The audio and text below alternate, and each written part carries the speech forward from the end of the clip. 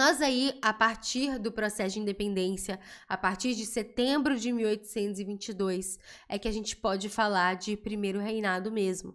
É que a gente pode falar de uma questão, um Dom Pedro I de fato, né? Uma liderança portuguesa assumindo um trono brasileiro. Porque sim, a partir do primeiro reinado, nós temos uma monarquia no Brasil. O que antes existia era uma representação da monarquia portuguesa no Brasil. Antes com Dom João VI, depois com Dom Pedro I. Agora não. A gente tem uma monarquia brasileira. Brasileira no sentido de estar no Brasil, de ser um trono brasileiro, né? Porque o Dom Pedro I não é brasileiro. Bom, a partir disso, como eu já estava comentando com vocês, nós temos a Constituição da Mandioca. A Constituição da Mandioca é uma tentativa, em 1823, das pessoas que estão no Brasil, dessas pessoas que são grandes lideranças, que são aí a elite brasileira, é a tentativa de podar o poder de Dom Pedro I. Lembra que eu falei no começo que o Dom Pedro I, ele vai ser uma figura de liderança importante para essa elite para a independência. Mas depois da independência, eles não estão a fim de obedecer o Dom Pedro I. Eles estão a fim de ter o próprio poder. E é por isso que eles lançam a chamada, né? Eles vão ter o projeto da Constituição da Mandioca em 1823. Essa Constituição chamada da Mandioca é chamada dessa forma, né? Tem esse apelido, porque o voto era um voto através dos alqueires de mandioca que cada latifundiário teria. Por quê? O que acontece? Os grandes latifúndios nesse período, né, tinha, né, a questão da monocultura, do lucro, mas também tinha a plantação de subsistência. E a mandioca é um dos alimentos base do Brasil, né? É a base da alimentação brasileira. E essa base da alimentação brasileira é até hoje, em todos os lugares do Brasil, você tem aí essa importância da mandioca. Consequentemente, o que acontece? A pessoa tinha um grande latifúndio, ela necessariamente vai ter essa plantação de mandioca para subsistência. E, consequentemente, essa pessoa que poderia votar. Logo, se a pessoa não fosse latifundiária, ela não poderia votar. Pelo menos não na Constituição da Mandioca. E a maioria dos portugueses que estavam no Brasil, eles não eram latifundiários, eles eram comerciantes, né? Então, os brasileiros, a elite brasileira, quer eliminar aí a participação dos portugueses, quer tentar eliminar. Não só isso, mas a Constituição de 1823, ela tenta podar ao máximo o poder do Dom Pedro I. Com isso tudo acontecendo, vai rolar a chamada Noite da Agonia. A Noite da Agonia é o Dom Pedro I mandando fechar essa Assembleia Constituinte, porque não concorda com essa Constituição, que vai tentar, então, podar e limar aí o poder do Dom Pedro I.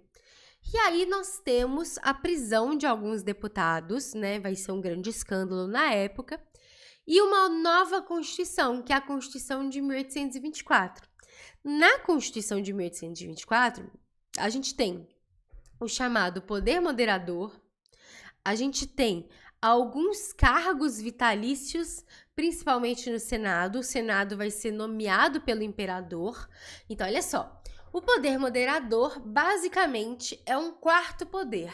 Nós temos executivo, legislativo e judiciário, né? Que são os poderes mais conhecidos aí, que inclusive vão ser muito discutidos no século XIX mesmo, né? Com o século XVIII veio o iluminismo, o século XIX tem muito essa discussão dos poderes políticos.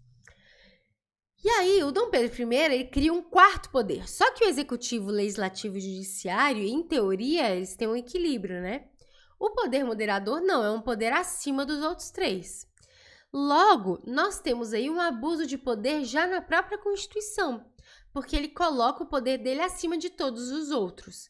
Não só isso, mas criando cargos vitalícios e indicando os senadores, ele ainda vai ter toda a cúpula ali a favor dele. Ó, desculpa, gente, minha luz parece que queimou aqui. Nós vamos ter, então, toda a cúpula aí a favor dele, tá? E não só isso, mas a Câmara vai ser uma Câmara com mandatos. Deixa eu ver se eu consigo acender a luz, tá? Nós vamos ter a Câmara com mandatos, eu consegui, de 4 anos e um voto censitário indireto. O que significa isso? O voto censitário, como eu disse, é um voto através da renda. O que na Constituição de 1823 eram através dos latifundiários, na Constituição de 1824 era a renda. Você tinha que cumprir uma certa renda. E como assim voto indireto? Nós temos um voto em que alguém vota em um representante para esse representante escolher. E ainda tem níveis de renda. Por quê? A primeira pessoa que vai votar em um representante para esse representante escolher vai ter um nível de renda X específico.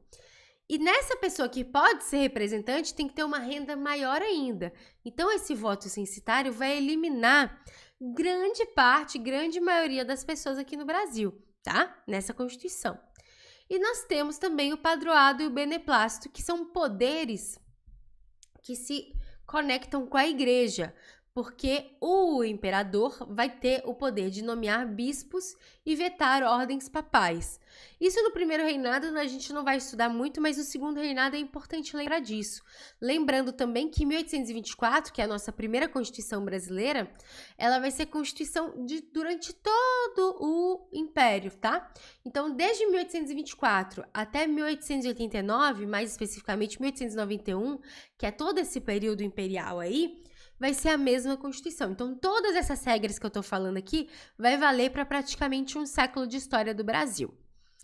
Além disso, com relação à igreja também, nós temos a Igreja Católica sendo a religião católica sendo religião oficial do Brasil. Somente na nossa primeira Constituição é que tem essa lógica de religião oficial. O resto é um Estado laico, mesmo a gente entendendo que na prática isso é muito mais complicado, né? É muito mais delicado essa discussão. Mas, Tati, quer dizer então que todo mundo tinha que ser católico? Não. Mas quer dizer que a religião oficial é a do Estado, era católica. Consequentemente, ninguém poderia expressar outras ordens religiosas fora do seu ambiente do lar, né? De uma forma pública. Combinado?